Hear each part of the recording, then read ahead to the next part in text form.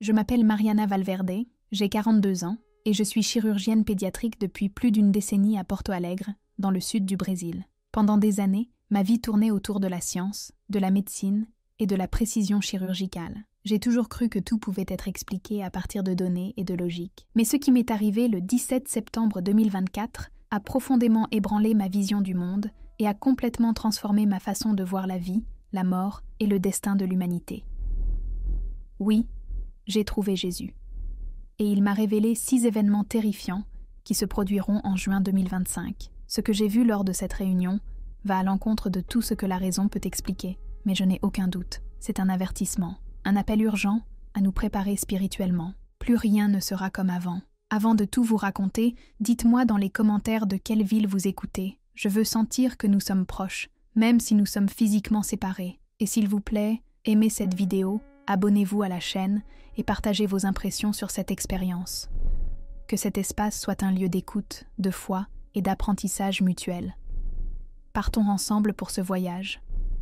Maintenant, prenez une grande inspiration et préparez votre cœur. Tout a commencé au milieu d'une opération de 14 heures visant à séparer des jumeaux siamois. J'étais concentrée, les mains stables, chaque mouvement calculé au millimètre près, quand soudain, une douleur écrasante m'a traversé la poitrine. Je suis tombée là, dans la salle d'opération. Mon cœur s'est arrêté pendant 18 minutes. Le personnel a fait tout son possible pour me réanimer. Alors que les appareils émettaient des bips et que le temps passait, je n'étais plus là. Ma conscience avait été transportée dans un endroit que les mots humains ne peuvent pas décrire complètement. J'ai été emmenée dans une scène d'une lumière indescriptible. Pas une lumière solaire intense, mais une lumière douce et accueillante. Toute peur a disparu. La douleur s'est arrêtée. J'ai ressenti une paix que je n'avais jamais connue auparavant. La première personne que j'ai vue était ma grand-mère maternelle, Elisa, décédée quand j'avais 12 ans. Elle était comme dans mes souvenirs, mais plus vivante, plus pleine, avec une lueur qui n'était pas de ce monde.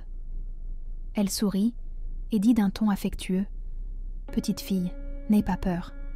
Jésus vient te parler. » Et puis il est apparu. Jésus. Il n'y avait aucun doute. Sa présence remplissait tout ce qui l'entourait. C'était de la majesté et de l'amour à la fois. Tes yeux, ses yeux, ils ont pénétré l'âme. Il connaissait tous les échecs, toutes les peurs, tous les doutes.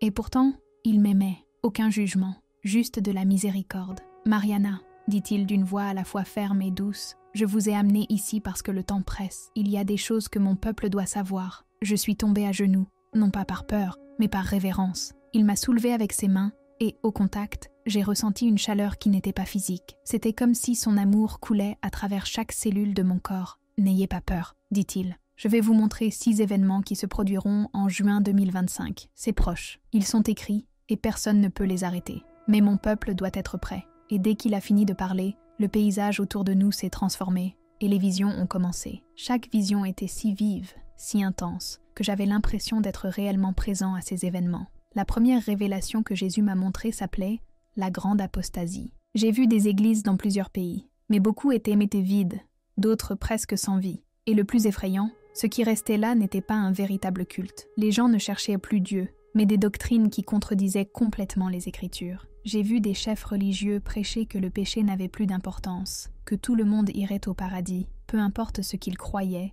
ou comment ils vivaient. J'ai vu des autels décorés de drapeaux arc-en-ciel, célébrations de pratiques que Dieu condamne clairement dans sa parole. Et puis Jésus m'a regardé avec une profonde douleur dans les yeux et a dit « C'est l'apostasie annoncée par Paul dans 2 Thessaloniciens, chapitre 2. Beaucoup de mes bergers abandonneront la vérité et tromperont mes brebis. Ils appelleront le mal bien et le bien mal, comme l'a prophétisé Ésaïe. Dites à mes vrais enfants, examinez tout par ma parole. Car beaucoup se laisseront séduire par de belles paroles qui assouviront leurs désirs. Jésus m'a révélé qu'en juin 2025, une grande conférence aurait lieu avec des chefs religieux du monde entier. Lors de cet événement, il proclamait publiquement que les enseignements bibliques sur la moralité sont obsolètes et que l'Église devait évoluer avec les temps nouveaux. Cette déclaration conduirait des millions de chrétiens à abandonner leur foi, se fiant davantage aux hommes qu'à la parole éternelle. Mais Jésus a déclaré avec autorité « Je suis le même hier, aujourd'hui et éternellement.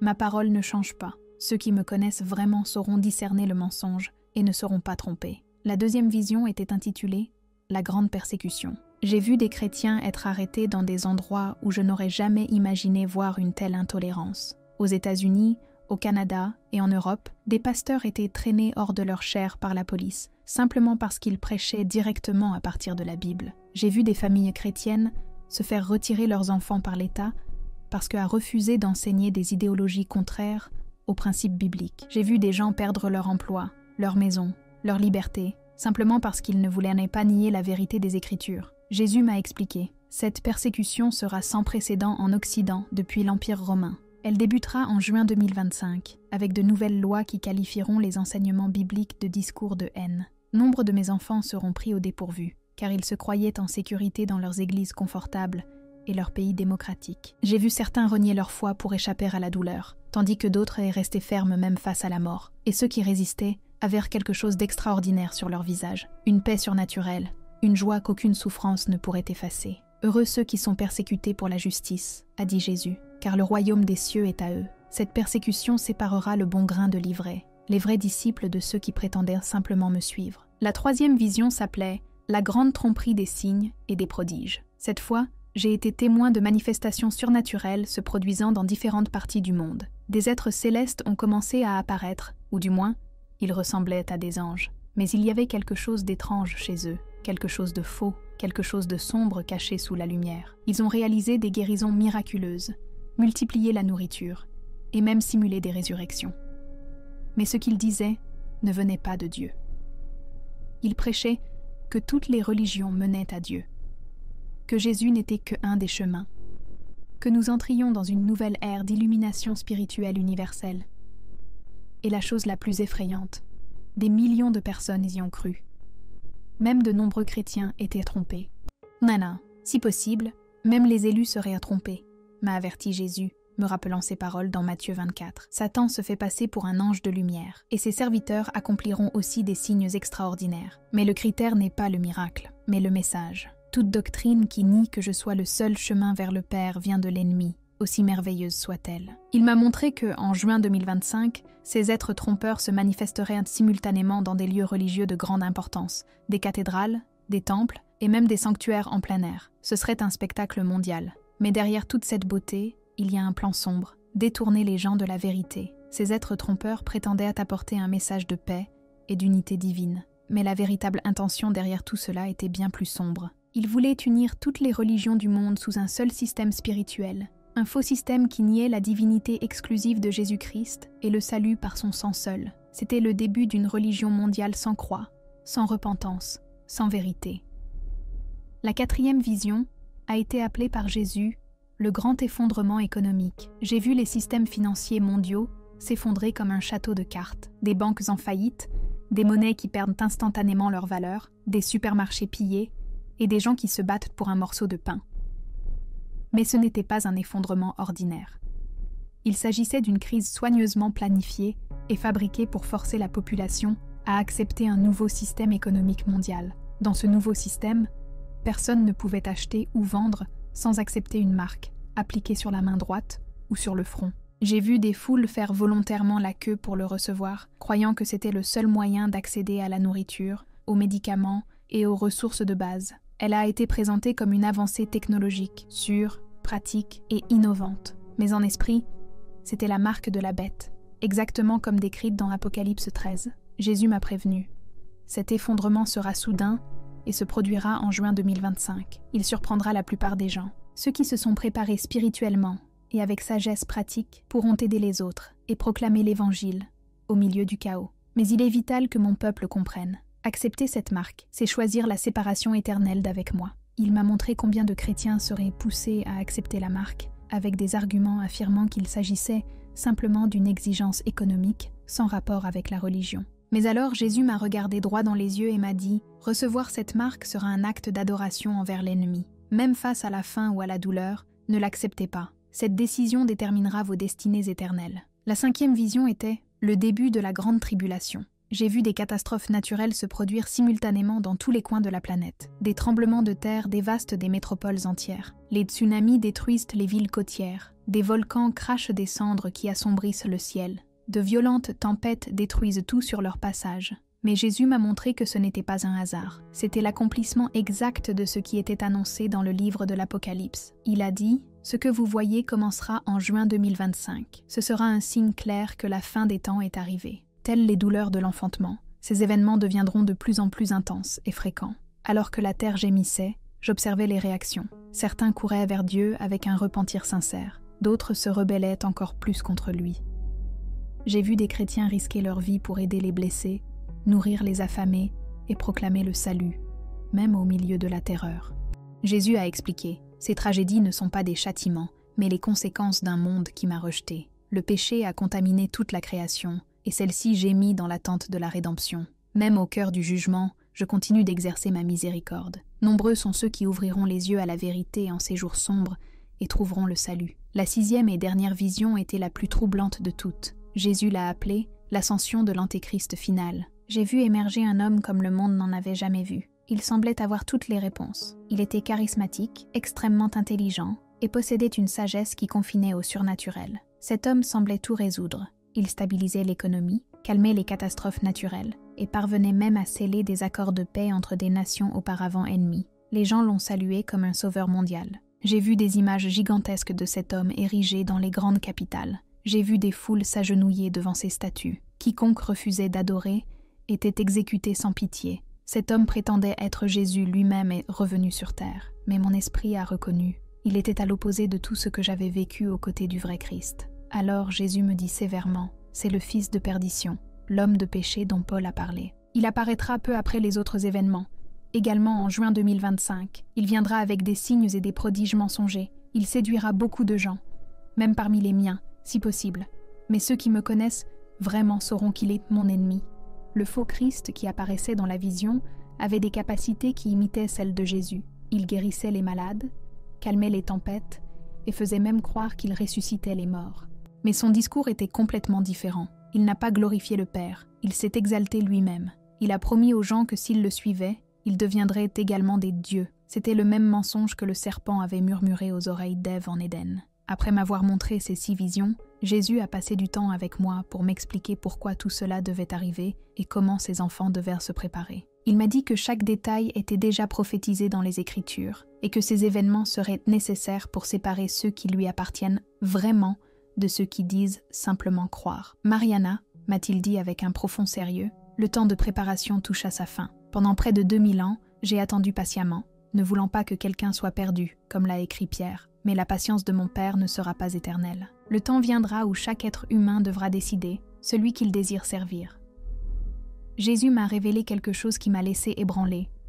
Les 6 événements se produiraient tous au cours d'un même mois, juin 2025, en succession rapide.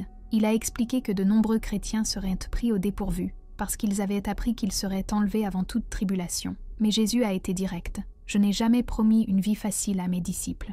J'ai promis la vie éternelle. Les premiers chrétiens ont été confrontés à l'emprisonnement, à la torture et au martyre, et les chrétiens de la fin des temps seront confrontés à la même chose. Mais je serai avec eux dans chaque épreuve, comme j'étais avec les 3 jeunes hommes dans la fournaise ardente et avec Daniel dans la fosse aux lions. Puis il m'a montré des passages spécifiques de la Bible sur la fin des temps, Matthieu 24, 21, 22. Car alors, la détresse sera si grande qu'il n'y en a point eu de pareil depuis le commencement du monde jusqu'à présent, et qu'il n'y en aura jamais. Et si ces jours n'étaient pas raccourcis, personne ne survivrait, mais à cause des élus, ces jours seront abrégés.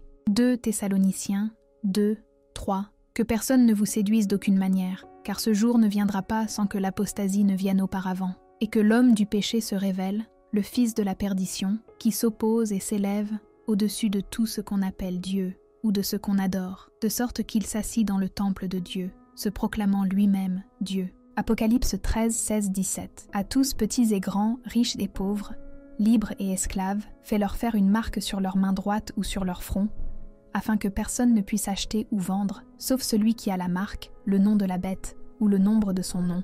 Jésus a également parlé en détail de la manière dont les chrétiens doivent se préparer. Il a dit que la forme physique était importante, avoir de la nourriture, de l'eau et des provisions de base, mais que la forme spirituelle était infiniment plus essentielle. Beaucoup de mes compatriotes ont perdu leur foi, a-t-il dit. Ils vont à l'église 1 fois par semaine et pensent que c'est suffisant. Mais les temps à venir exigeront des croyants intimes de ma voix, qu'ils peuvent immédiatement discerner entre la vérité et le mensonge. Seuls ceux qui se sont immergés dans ma parole reconnaîtront la tromperie qui approche. Il a également renforcé le rôle crucial de l'évangélisation durant cette période. Ces événements feront prendre conscience à beaucoup de leurs réels besoins de salut. Mes vrais disciples doivent être prêts à proclamer l'Évangile avec audace, même si cela leur coûte la vie. La moisson est mûre, mais les ouvriers sont peu nombreux.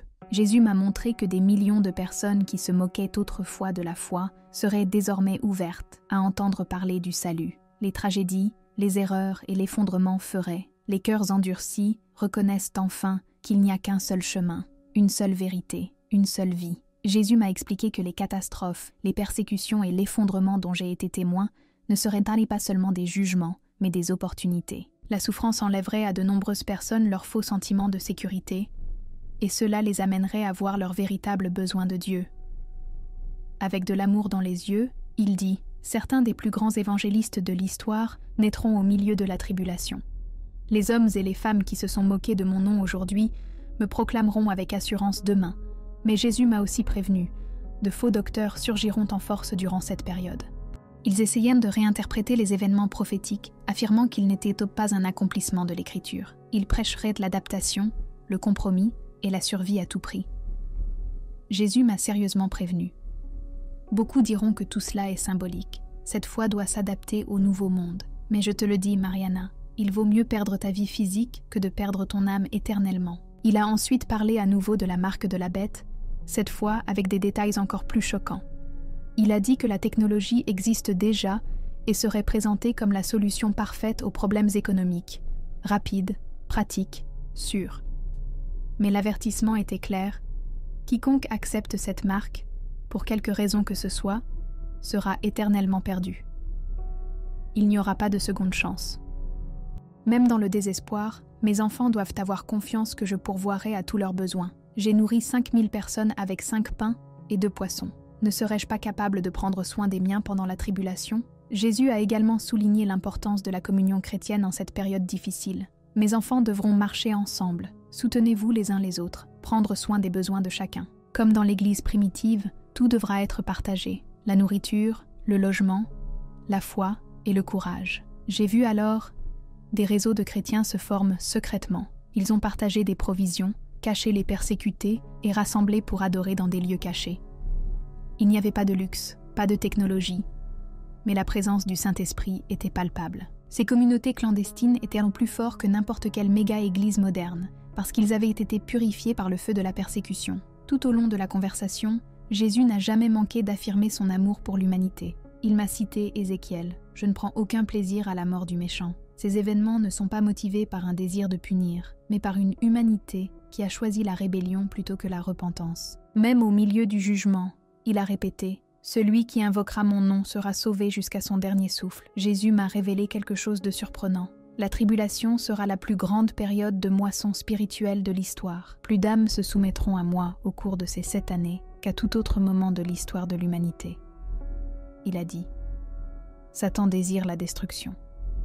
Mais j'utiliserai même le chaos pour ramener les fils et les filles dans mon royaume. » Il a également parlé de le rôle d'Israël dans les derniers jours. Il m'a montré que les événements dont j'ai été témoin seraient directement liés aux événements au Moyen-Orient, impliquant notamment la nation d'Israël. Faites attention à Israël. De nombreux signes sont là. Quand vous verrez Jérusalem investie par des armées, sachez que la désolation est proche. Luc 21:20. Jésus a expliqué qu'il y aura une brève période de paix artificielle, conçue par l'Antéchrist lui-même. Mais cette trêve serait rompue, donnant lieu à la dernière grande guerre décrite dans l'Apocalypse. Finalement, Jésus m'a parlé de sa seconde venue. Ses yeux brillaient de gloire lorsqu'il dit « La première fois, je suis venu comme un agneau, pour être le sacrifice pour les péchés du monde. Mais la deuxième fois, je viendrai comme le lion, jugé équitablement. Il n'y aura aucun doute, aucun silence, tout œil me verra. » Jésus m'a décrit à quoi ressemblerait son retour et m'a assuré que ce serait quelque chose d'impossible à ignorer. « Il n'y aura pas d'enlèvement secret, a-t-il déclaré fermement. Tout œil me verra. Le ciel se déchirera comme un voile, et je viendrai avec puissance et grande gloire, accompagné de tous mes saints anges. » Il m'a montré ce qui allait se passer ensuite, la résurrection des morts et le jugement dernier. Ceux qui sont morts dans la foi ressusciteront avec des corps glorifiés, et ceux qui seront vivants et qui resteront fidèles seront enlevés à ma rencontre dans les airs. Mais ceux qui m'ont rejeté et ont pris la marque de l'ennemi, ceux-là seront confrontés au jugement éternel. Avec tendresse, Jésus a parlé de la nouvelle terre et du nouveau ciel qui seront établis après le jugement. Il a décrit cet endroit comme une maison sans mort, sans pleurs, sans douleur, sans souffrance. « Voici, je fais toutes choses nouvelles », a-t-il déclaré, citant Apocalypse 21:5. « Ceux qui vainquent hériteront de tout. Je serai leur Dieu, et ils seront mes enfants. » Même lorsqu'il parlait de tribulation, Jésus ne quittait jamais l'espoir des yeux. Il m'a regardé avec une douce lueur et a dit « Ces afflictions sont légères et passagères, comparées à la gloire éternelle qui sera révélée en vous. » Il a réaffirmé ses promesses. « Je n'abandonnerai jamais le mien. Je serai avec les fidèles dans chaque épreuve. Tout comme je marchais avec les gens dans le désert, et j'étais avec les apôtres dans toutes les persécutions, je serai aussi avec mon Église dans les derniers jours. » Jésus m'a révélé qu'au milieu de la tribulation, des miracles surnaturels se produiraient par l'intermédiaire de ses serviteurs. Mes témoignages auront le pouvoir de fermer le ciel pour qu'il ne pleuve pas. Ils pourront transformer l'eau en sang et frapper la terre de fléau, comme dans Apocalypse 11. Mais il a souligné quelque chose qui m'a ému. Ces signes ne viendront pas de célébrités religieuses, mais d'hommes et de femmes ordinaires, fidèles, cachés du monde, qui n'ont jamais renié mon nom. J'ai vu avec les yeux de l'esprit des gens ordinaires, ressuscitant les morts, guérissant les malades et conduisant des multitudes à la repentance, au milieu du chaos. La même puissance qui m'a ressuscité agira à travers eux, a-t-il assuré. Alors que notre conversation touchait à sa fin, Jésus m'a regardé sérieusement et m'a donné une mission claire. Tu dois raconter à mon peuple tout ce que tu as vu et entendu. Beaucoup se moqueront. Certains dirigeants tenteront de faire taire votre voix. Mais ceux qui ont des oreilles spirituelles comprendront. Et ils se prépareront. Il m'a prévenu que même au sein même de l'Église, je ferai face à une opposition. Les pasteurs et les dirigeants vous rejetteront, parce que votre message confronte des doctrines confortables. Mais n'ayez pas peur, je suis avec toi pour te fortifier et te délivrer. Jésus m'a dit que je ne suis pas le seul à recevoir des révélations sur la fin des temps. Je répandrai mon esprit sur toute chair, a-t-il déclaré, citant Joël 2:28. Vos fils et vos filles prophétiseront. Vos vieux auront des rêves, vos jeunes gens auront des visions. J'avertis mon peuple par de nombreux messagers, car le temps est court. Il m'a demandé de tester tous ces mots par rapport aux Écritures. Étudie Daniel, lisez l'Apocalypse, écoutez les lettres de Paul sur les derniers jours. Tout ce que je vous ai révélé est déjà écrit. Ceux qui ont des yeux spirituels verront clairement. Avant de me rendre dans mon corps, Jésus a posé ses mains sur ma tête et a prié pour moi. J'ai senti une puissance qui traversait mon âme. Je savais, ne serai plus jamais le même. Je vous donne la force pour le chemin à parcourir, a-t-il dit. Ce ne sera pas facile, mais ma grâce te suffira. Et puis, comme un sceau éternel, il m'a laissé un dernier message. Pas seulement pour moi, mais pour tous ceux qui souhaitent suivre ses traces. Dites à mon peuple que je l'aime, avec un amour éternel. Avant de me renvoyer, Jésus m'a regardé avec une lueur d'éternité dans ses yeux et a dit « Dites à mon peuple que je reviens bientôt, qu'ils occuperont fidèlement leur temps jusqu'à ce que je vienne, qu'ils soient fidèles jusqu'à la mort et je leur donnerai la couronne de vie. Et rappelez-leur, peu importe à quel point le monde devient sombre, j'ai déjà vaincu le monde. En un instant, j'ai eu l'impression d'être tiré en arrière. Quand j'ai rouvert les yeux, j'étais dans une chambre d'hôpital, entourée de médecins et d'infirmières perplexes. Ils avaient du mal à y croire. Mon cœur s'est arrêté pendant 18 minutes. Il devrait y avoir des séquelles, des dommages neurologiques graves, voire la mort. Mais j'étais là, lucide, avec un esprit clair, se souvenant de tout. Un miracle, disait-il. Mais je savais, c'était une mission. La récupération a été étonnamment rapide. En une semaine, j'étais à la maison. Mais plus rien n'était comme avant. Je ne pouvais pas arrêter de penser aux visions, aux avertissements, dans les paroles que Jésus m'avait confiées. Et surtout, dans la responsabilité qu'il portait désormais. Je savais que beaucoup me traiteraient de fou, qu'il y aurait des moqueries, du mépris, des portes closes. Mais je savais aussi quelque chose d'encore plus grand. J'avais besoin d'obéir. Depuis lors, ma vie a complètement changé. J'ai commencé à voyager, à visiter des églises, à partager ce témoignage partout où j'étais invitée. Je parle en tant que quelqu'un qui a vu, entendu et qui ne peut plus rester silencieux. La réaction ? Monsieur certains m'écoutent avec les larmes aux yeux et commencent à se préparer le jour même. D'autres rient, m'accusent d'inventer quelque chose ou me regardent avec pitié. Mais cela ne m'arrête pas. Pourquoi Jésus m'a dit de compter. Et je sais que ceux qui lui appartiennent reconnaîtront sa voix dans ce message. Aujourd'hui, je ne vis pas pour plaire aux gens, mais pour accomplir l'appel que j'ai reçu directement du roi. Mon espoir n'est pas dans ce monde, mais dans le monde à venir. Et si vous êtes arrivé jusqu'ici, en lisant ou en écoutant cette histoire, comprends que cela ne me concerne pas seulement. Il s'agit de toi. Le choix s'offre à nous tous. Continuez à vivre comme si de rien n'était. Ou préparez-vous, dans la sainteté et la vérité, à rencontrer celui qui viendra sur les nuées avec gloire. Mariana Valverde, Porto Alegre, Brésil, décembre 2024. Il vient se préparer.